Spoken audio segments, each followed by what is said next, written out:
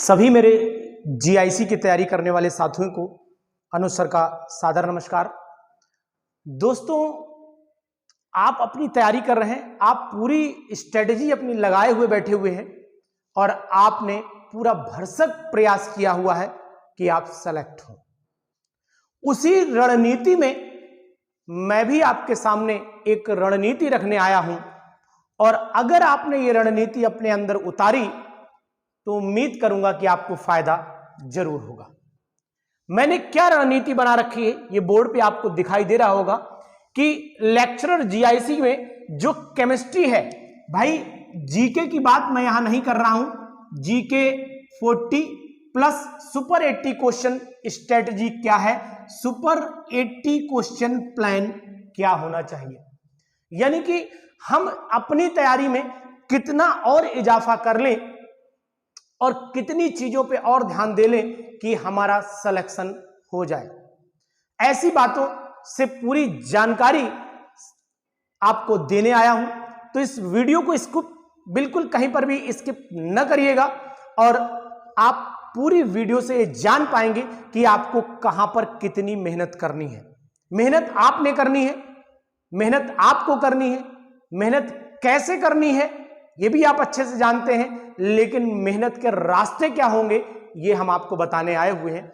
और इस वीडियो को मैक्सिमम लोगों तक शेयर जरूर करिएगा जिससे कि लोगों को इस स्ट्रेटजी की जानकारी हो पाए।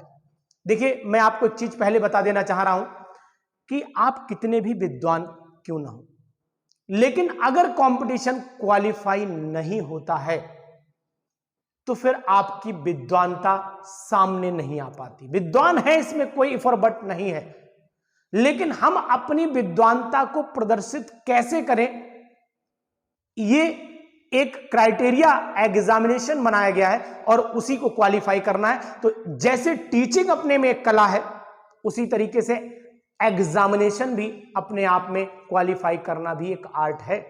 बहुत लोग बहुत विद्वान हैं लेकिन अपनी बात को नहीं कह पा रहे। अच्छे अच्छे टीचर देखे हैं मैंने, अपनी बात को बच्चों तक नहीं पहुंचा पाते, और ऐसे से भी टीचर देखे हैं जो अपनी बात को बड़ा आसानी से पहुंचा देते हैं, और ऐसे भी देखे हैं जो अपने में एक रिसर्च स्कॉलर हैं, अपने में बहुत ही टैलेंटेड लोग हैं, लेकिन अपनी एक वर्ड भी बच्चों तक नहीं पहुंचा पाते। ऐसे भी लोग हैं। तो ऐसा नहीं मैं किसी के बारे में कोई कमेंट कर रहा हूं, मैं सिर्फ इतना बताना चाह रहा हूं कि अपनी बात को रखने के तरीके अलग अलग हो सकते हैं, अपनी बात को एक्सप्रेस करने के तरीके अलग हो सकते हैं। कुछ लोग बहुत मेहनत करके जाते हैं, छोटा कर पाते हैं, कुछ लोग छोटी मेहनत करके जाते हैं, बड़ा करके चले जाते हैं।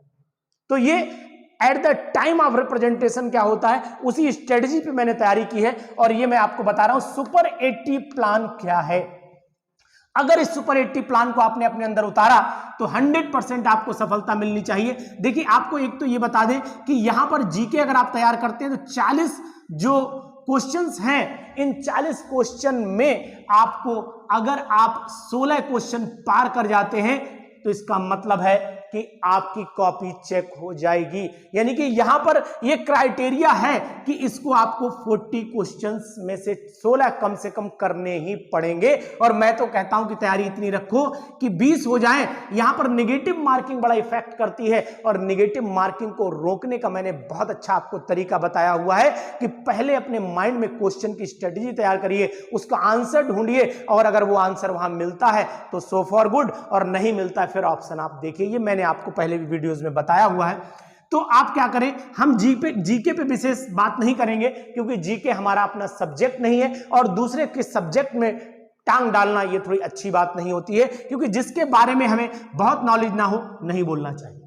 हम अपनी केमिस्ट्री के बारे में बोलेंगे और ये मैं भरोसे के साथ बोलूंगा कि सुपर 80 प्लान में हमें करना क्या है कि सुपर 80 प्लान में हमारे पास क्वेश्चन नंबर ये 20 हो गए, ये 20 हो गए, ये 20 हो गए और ये हमारे पास 20 हो गए। यानी हमारे पास अगर 80 क्वेश्चन की स्ट्रेटजी में लेके चलता हूं, क्वेश्चन पैटर्न पे नहीं जा रहा हूं, ध्यान रखिएगा, मैंने 80 क्वेश्चन का स्ट्रेटजी लेकर के चला हूं और 80 में से अगर आपने 15 क्वेश्चन खींच दिए, ठीक, यानी कि 20 में से 15, 20 में से 15, 20 में से 15, 20 में से 15। अगर मैंने ये बोला आपसे कि भाई मैंने 15 चौक 60 क्वेश्चन अगर मैंने अटेम्प्ट कर दिए 15 में से 80 में से, तो मान लीजिएगा कि हम सिलेक्शन की उस लाइन पे होंगे जहां हमें कोई काट नहीं सकता है। एक बात। दूसरी बात यह है कि आखिरकार ये 20 क्वेश्चन कौन से होंगे कि जिसमें से हम 15 खींच करके ले जाएं। तो आपको बता देना चाह रहा हूं कि 20 में से जो 80 में से 20 क्वेश्चन होंगे वो ऑर्गेनिक केमिस्ट्री को बिलोंग करते होंगे। लगभग 20 क्वेश्चन, नियरली डाटा चल रहा है यहां पर सभी। हालांकि एग्जैक्ट तो 19 भी हो सकता है, 21 भी हो सकता है, 18 भी हो सकता है, लेकिन एक नियरली जो कैटेगरी मैंने ली है वो नियरली ये है कि 20 क्वेश्चन में से हम ऑर्गेनिक के 15 सही करके आए कम से कम। अगर हमने यहां पर मान लीजिए 10 ही क्वेश्चन कर पाए तो फिर यहां 100% 20 हमें करने ही पड़ेंगे। ये भी हमें सोच के चलना पड़ेगा। यानी कि अगर हमें इनऑर्गेनिक केमिस्ट्री की बात करें तो इनऑर्गेनिक केमिस्ट्री में हमें क्या करना पड़ेगा कि 15 क्वेश्चन, जनरल बात करें तो यहां पर 15 कर लें, इनऑर्गेनिक में 15 कर लें, फिजिकल केमिस्ट्री में हम लोग 15 क्वेश्चन अटेम्प्ट कर जाएं, और जनरल केमिस्ट्री, अब ये कहोगे सर ये जनरल केमिस्ट्री का, जनरल केमिस्ट्री फिजिक्स में भी, फिजिकल में भी है, जनरल ऑर्गेनिक में भी है, जनरल इनऑर्गेनिक केमिस्ट्री भी है। अब आप कहोगे नहीं साहब हम तो जीओसी पढ़ी थी, जनरल ऑर्गेनिक केमिस्ट्री, तो जनरल फिजिकल केमिस्ट्री, यानी कि जनरल केमिस्ट्री में कुछ ऐसी चीजें आती हैं जो तीनों से रिलेटेड बड़ा कॉमन होती है। हर केमिस्ट्री का एक जनरल पार्ट होता है, और उन तीनों में से कुछ क्वेश्चन ऐसे होते हैं जो लगभग हर कैटेगरी से बिलोंग कर जाते हैं। उनको आप पर्टिकुलर केमिस्ट्री में मतलब जो है वो कैटेगराइज नहीं कर सकते हैं। तो ऐसे क्वेश्चंस भी लगभग 20 में लेकर के चल रहा हूं। तो मैं आपको बता देना चाह रहा हूं कि अगर हमने 15 चौक 60 यानी कि 80 में से हमने 60 क्वेश्चन तक अगर खींचे तो सिलेक्शन कोई रोक नहीं सकता है आपका। हालांकि 50-40 की गिनती, जब 80 में से 40 की गिनती पार होना शुरू होती है तो फिर हम लोग ये मान लेते हैं कि हम लोग स्टेप ऊपर चल रहे हैं, और जब गिनती 50 हो जाती है तो मान लेते हैं कि भाई सिलेक्शन लगभग हो चुका है। कॉल तो आएगा, इंटरव्यू में होता नहीं होता अलग बात है, लेकिन जब हम 60 पे पहुंच जाते हैं तो मान के चलेंगे कि सिलेक्शन की उम्मीद हमारी बहुत ज्यादा प्लस हो जाती है। ये मैंने 80 क्वेश्चन एक आइडिया लिया हुआ है। अगर इसी तरीके से आप क्वेश्चन को वेरी कर सकते हैं। अब क्वेश्चन में क्या तैयारी करनी पड़ती है, किन चीजों पे विशेष ध्यान रखना पड़ेगा हमें जीआईसी के लिए। जीआईसी के अगर 10 इयर्स के पेपर उठा करके देखिए, मैंने जो अपना आइडिया लिया, मैंने जो अपना एक तजुर्बा आपके साथ शेयर कर रहा हूं कि अगर ऑर्गेनिक केमिस्ट्री पे विशेष तौर से ध्यान दिया जाए तो ऑर्गेनिक केमिस्ट्री में सबसे ज्यादा जो पूछा गया है वो एक मैकेनिज्म से रिलेटेड, जैसे अगर हम बात करें commonly inductive resonance effect, inductive effect, resonance effect और मीजोमेरिक इफेक्ट जिसे आप बोलते हैं, इन पे ज्यादा फोकस करके क्वेश्चंस बनाए गए। उसके बाद अगर आ जाए तो हम कार्बोकैटायन पे देखें, इन पे इनकी स्टेबिलिटी के ऑर्डर से भी क्वेश्चंस बहुत सारे बनाए गए हैं, और बहुत सारे क्वेश्चन में सिस और ट्रांस की कंडीशन वाले क्वेश्चंस भी पूछे गए हैं। ये आप पेपर उठा करके देखिए। और यहीं पर आपको कि डबल बॉन्ड है, इसकी ब्रेकिंग कैसी होगी, डबल बॉन्ड से ट्रिपल बॉन्ड का कन्वर्जन कैसे होगा, इस टाइप के जितने भी क्वेश्चंस हैं, है ना, लॉन्ग चेन करना, शॉर्ट चेन कर देना, कौन सा रिएजेंट कब अटैक करेगा कि कार्बोनाइल ग्रुप चेंज हो जाए, कौन सा रिएजेंट कब अटैक करेगा कि कार्बोनाइल चेंज ना हो, केवल डबल बॉन्ड चेंज हो जाए। इस तरीके के कुछ क्वेश्चंस मैं आपके सामने भी रखूंगा, लेकिन पहले आपको बता दूं कि ऑर्गेनिक केमिस्ट्री में विशेष तौर से इन चीजों पर भी ध्यान देना है। अब ऑर्गेनिक केमिस्ट्री में कहां चलना है, ऑर्गेनिक केमिस्ट्री में जैसे कि कुछ क्वेश्चंस ऐसे हैं जो हमने एक पर्टिकुलर आइडिया लिया हुआ है, इस पर्टिकुलर आइडिया में कुछ क्वेश्चंस लिए हुए हैं जिनमें प्यूरिफिकेशन को भी विशेष ध्यान रखना है कि प्यूरिफिकेशन में कुछ ऐसे कंसेप्ट हैं जो हमसे टेस्ट से रिलेटेड होते हैं, पूछ लिए जाते हैं, और वो क्वेश्चन भी हमें ध्यान रखना है। और उसके बाद आइसोमेरिज्म मैंने आपको बता दिया है कि आइसोमेरिज्म पे भी हमें फोकस करना पड़ेगा। इसमें एक चीज यहां पर लेके चलेंगे कि हाइड्रोकार्बन में अगर हम घुसते हैं तो हाइड्रोकार्बन में हमें करना क्या है कि हाइड्रोकार्बन में हमें बेयर स्ट्रेन थ्योरी पर बड़ा फोकस करना है। बेयर्स स्ट्रेन थ्योरी पे हमें बड़ा फोकस करना है, और इसमें अधिकतर स्ट्रेन थ्योरी पे क्वेश्चन लगभग पूछ लिया जाता है। यानी कि हमें एल्केन्स में अगर ध्यान देना है तो इस थ्योरी पर ध्यान देना पड़ेगा। और इसके बाद अगर हम लोग बात कर लेते हैं तो कौन सा रिड्यूसिंग एजेंट कब यूज होगा, कौन सा ऑक्सीडाइजिंग एजेंट कब यूज होगा, है ना, इस कैटेगरी के क्वेश्चन, और हमें कुछ डिस्टिंग्विश ध्यान में रखने पड़ेंगे कि कौन आयोडोफॉर्म टेस्ट देता है, कौन नहीं देता है, कहां पर हमें जो है टॉलरेंस रेजेंट यूज करना और कहां पर KMNO4 यूज कर देना है, कहां पर NaBH4 यूज कर देना है, कहां पर LiLH4 यूज कर देना है, कहां पर N-ब्रोमोसक्सिनिमाइड यूज कर देना है, इस तरीके के कंपाउंड हमें कहां यूज करने, ये बातें अगर ऑर्गेनिक केमिस्ट्री में लेकर के चलेंगे। बाकी सिलेबस तो आपने जो प्री का है वो सिलेबस लगभग नॉर्मल है, लेकिन उसकी जो क्वेश्चन की मॉडिफिकेशन है वो क्वेश्चन की मॉडिफिकेशन आपको ध्यान में रखनी पड़ेगी। और खासकर ये बात आपको ध्यान रखना पड़ेगा कि ये कार्बोनाइल ग्रुप जैसे मान लो बनाया, तो ना ऐसे ना पढ़िए आप, कार्बोनाइल ग्रुप को ऐसे पढ़िए, कार्बोनाइल ग्रुप को ऐसे पढ़िए, आप ऐसे पढ़िए, इनकी रिएक्शंस करिए, डबल बॉन्ड को सिंपल ना पढ़िए, डबल बॉन्ड को ऐसे पढ़ने की कोशिश कीजिए। इस तरीके के क्वेश्चन अगर आप सॉल्व करने की कोशिश करेंगे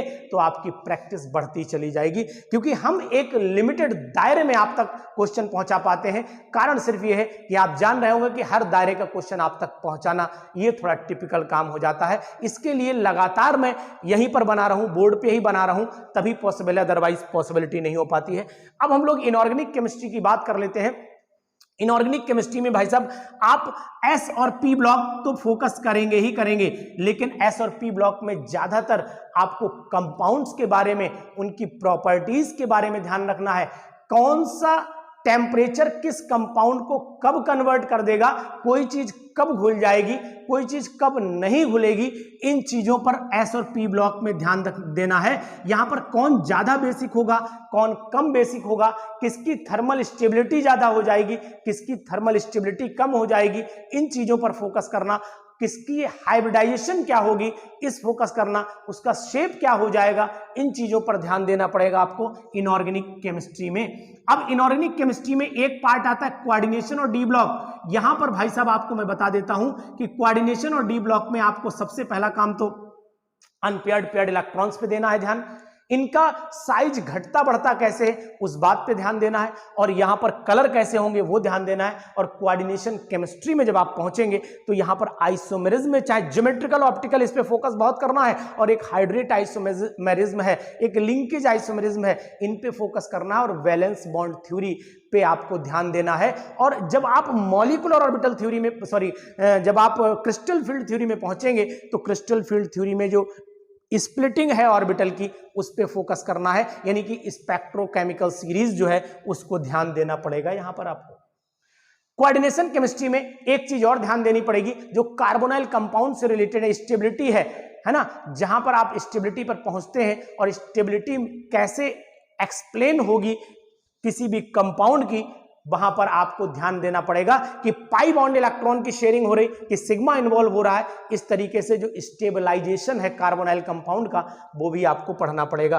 फिजिकल केमिस्ट्री मुझे बताने की जरूरत नहीं है, फिजिकल केमिस्ट्री में आपको पता है गैसेस स्टेट में हमें रूट मीन स्क्वायर वेलोसिटी पढ़नी, प्रोबेबल वेलोसिटी पढ़नी है, इस तरीके से लॉज पढ़ने, वैन डर वाल गैस इक्वेशन पे ध्यान देना, ये सब बताने वाली बातें नहीं है। सॉलिड स्टेट आप ऑलरेडी जान रहे हैं, फिजिकल में आप ऑलरेडी बहुत कुछ जान रहे होते हैं। स्ट्रक्चर ऑफ एटम से लेकर के हम आगे तक जब चलेंगे तो मेनली क्या है, जो शुरुआती केमिस्ट्री है वो जनरल केमिस्ट्री में डाली गई है, और फिजिकल में जैसे केमिकल काइनेटिक्स है, इलेक्ट्रोकेमिस्ट्री है, इनके फार्मूला बेस्ड क्वेश्चन जो ऑलरेडी मैंने बहुत सारे कराए हुए हैं उनको आप करिएगा। और जनरल जो केमिस्ट्री है, चाहे वो फिजिकल की हो, चाहे वो ऑर्गेनिक की हो, चाहे इनऑर्गेनिक की हो, इसमें छोटे छोटे टर्म रेस्ट क्वेश्चन आप जरूर कर लीजिएगा, उनको आप नहीं छोड़िएगा। तो ये एक प्लान तैयार करिए अपने मन में। देखिए क्या होता है, आप पेपर सॉल्व कर रहे हैं, आपने खूब पेपर सॉल्व किए, ठीक है, आपने हर तरीके के पेपर सॉल्व किए, लेकिन पेपर से होता क्या है, हम क्वेश्चन में जंपिंग मारते हैं। अभी हम थोड़ी देर में इंडक्टिव फैक्ट का क्वेश्चन कर रहे हैं, अब हम डी ब्लॉक पे पहुंच गए। अभी हमने लोगों ने यही किया, हमारे जो साथी हैं, मित्र हैं, बड़ा अच्छे हैं, लेकिन क्या होता है कि जब स्ट्रेटजी बिगड़ जाती है, और अगर आपकी कोई स्ट्रेटजी किसी को बिगाड़ना है, मैं आपको तरीका बताता हूं, आपके दोस्त आपके साथ ये काम करते हैं, खूब करते हैं, और आप उनसे खुश रहते हो, कारण क्या है, मैं आपको बताऊं, सिंपल सा मेथड बताता हूं। कोई अच्छी सी तैयारी करा बैठा हो, उसने खूब मेहनत करी, उसके सामने लाके 10-20 कैटेगरी के नोट्स पटक दीजिए कि देखिए ये भी होती है केमिस्ट्री। अगर वो पुरानी केमिस्ट्री ना भूल जाए तो कह देना। यही हुआ, लोगों ने क्या किया कि सॉलिड पढ़ने के, यानी कि जो थोड़ा पढ़ना था, बढ़िया पढ़ना था, उसके चक्कर में क्या काम किया कि बहुत सारे नोट्स ला करके लोगों ने दिखाना शुरू कर दिए, देखो ये भी है, ये भी है, 4 किताबों के नाम बता दिए। अब उसमें हुआ कि इतना कंफ्यूज कर गए कि जो फोकस करना चाहिए था उस पर फोकस नहीं हो पाया। यही हुआ, और इसी से स्ट्रेटजी बिगड़ जाती है। तो सबसे पहले तो सावधान हो जाइए कि हमें अपना प्लान अपने पास रखना है, अपने प्लान से चलना है। अगर कोई 4 क्वेश्चन हमें दिखा देता है कि नहीं साहब हमें ये क्वेश्चन बहुत अच्छे हैं, तो अपने पुराने क्वेश्चन भूल जाएं, कुछ चीजों को नेग्लेक्ट करना शुरू कर दें, ये चीज अच्छी नहीं होती। तो इस प्लान को पूरा तैयार कर लीजिए, बढ़िया से आप अपने मन में उतार लीजिए, क्वेश्चन को डिवाइड कर लीजिए कि नहीं मुझे 20 क्वेश्चन ऑर्गेनिक से करके ही आने हैं, मुझे 20 क्वेश्चन फिजिकल से करके आने हैं, मुझे 15 क्वेश्चन इनऑर्गेनिक से कर लेने हैं, मुझे जनरल केमिस्ट्री से भी 15 क्वेश्चन कर लेने। इस तरीके से अगर आप डिवाइडेशन कर लेंगे, अपना एक प्लान तैयार कर लेंगे, तो आपकी केमिस्ट्री वाकई में पेपर बहुत अच्छा हो जाएगा। तो इसलिए दोस्तों इस प्लान को अपने मन में उतारिए। मैं नहीं कह रहा हूं बिल्कुल डिट्टो उतार लीजिए, इस प्लान में अगर कोई मॉडिफिकेशन भी आपको लगता है कि नहीं इस कैटेगरी से आपने अगर क्वेश्चन देखा हो तो लग रहा हो कि मैंने 20 बताएं, आपको लगता हो नहीं साहब 15 ही आते हैं, तो आप 15 से डिवाइड कर लीजिए। मुझे जो सैंपल पेपर मुझे 5 से 7 8 मिल पाए, उन सैंपल पेपर को देख करके मैंने जो आइडिया लगाया वो यही लगाया हुआ है। अब यहां पर ये जो क्वेश्चन है इनमें ऑर्गेनिक भी पड़ी है, फिजिकल भी पड़ी है, इनऑर्गेनिक भी पड़ी हुई है, तो अब इसके क्वेश्चन इसमें अगर मिला दीजिए तो ये हो सकता है 22-23 हो जाए, ये भी 22-23 हो जाए, 25-25 क्वेश्चन हो जाए, तो ये पॉसिबिलिटी हो सकती है। आप अपने हिसाब से, मैंने आपको एक लाइन दे दी है, मैंने आपको एक लेंथ दे दी है, इस लाइन लेंथ पे चलना अब आपका काम है, इस लाइन लेंथ को मॉडिफाई करना भी आपका काम है। इन सभी चीजों के साथ अगर आप मैदान में उतरेंगे तो आप सफल जरूर होंगे। तो इस वीडियो को मैक्सिमम लोगों तक पहुंचाइए। आपको कैसी लगी वीडियो, आपको कैसा लगा आइडिया, इस बात को जरूर शेयर करिएगा। कोई भी चीज को सीखने के लिए हमें कुछ ना कुछ अपनी टेक्निक अपनानी पड़ेगी। अगर हम लोग पुराने ढर्रे पे ही चलते रहेंगे तो फिर सीख नहीं पाएंगे, हमें अपने अंदर परिवर्तन लाना पड़ेगा। पेपर्स की जो हार्डनेस है उसको पकड़ना पड़ेगा। पेपर की हार्डनेस दिन ब दिन बढ़ती चली जा रही है, तो उस पेपर की हार्डनेस को बढ़ते हुए भी मैं आपको क्वेश्चंस अब दूंगा, उन क्वेश्चन की प्रैक्टिस करते रहिएगा। 1 सितंबर से 19 सितंबर तक हम लगातार आपको ऐसा मटेरियल प्रोवाइड कराएंगे जिसकी जो स्ट्रेंथ है, जिसकी जो हार्डनेस है वो आपको ज्यादा मिलेगी। ये आपसे मैं कह रहा हूं, क्योंकि आप उन क्वेश्चन की अगर प्रैक्टिस करेंगे तो आपको बेनिफिट जरूर होगा। तो दोस्तों पढ़ते रहिए, घर पे रहिए, स्वस्थ रहिए और तैयारी में कोई कसर न रखिएगा, जिससे कि सिलेक्शन आपका होगा, नाम आपका होगा, नाम आपके माँ बाप का होगा, नाम आपके टीचर का होगा और मुझे अच्छा लगेगा। तो इन्हीं बातों के साथ फिर मिलूंगा आपसे एक नई वीडियो में नए मैटर के साथ। तब तक के लिए नमस्कार।